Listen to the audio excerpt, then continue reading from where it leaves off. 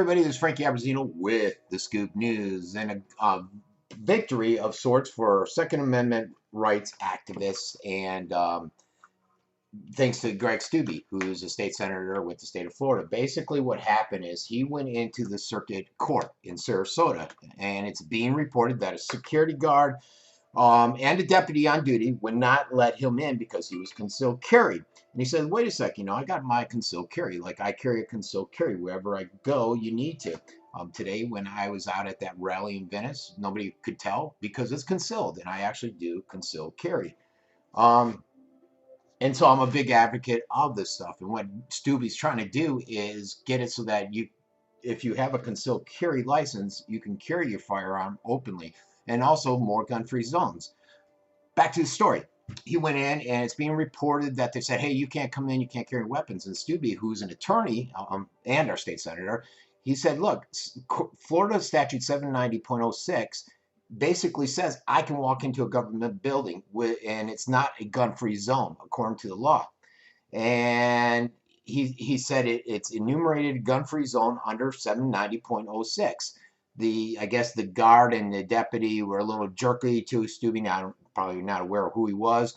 So they said, contact the sheriff. So he did, and the sheriff went to legal, and legal went to the powers that be, the council and the circuit judge and everything. And Hoffman came back and said, look, yeah, basically he can, and we can't do this because it's a liability restricting this guy, and he is allowed in there with his gun.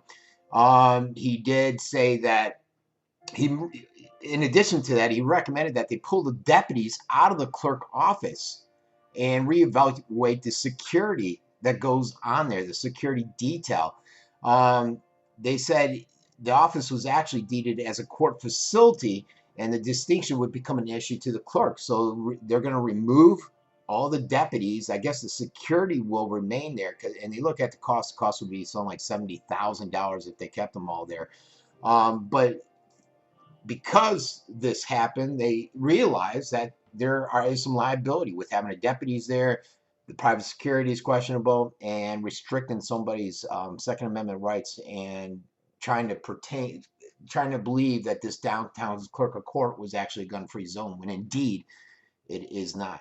So interesting. This is all being reported in the Herald. You can go check it out there. There's a lot more to the story, but a great victory for Second Amendment rights advocates, and that's it. What do you think about it, though? This has been Frank Abruzzino with the Scoop News.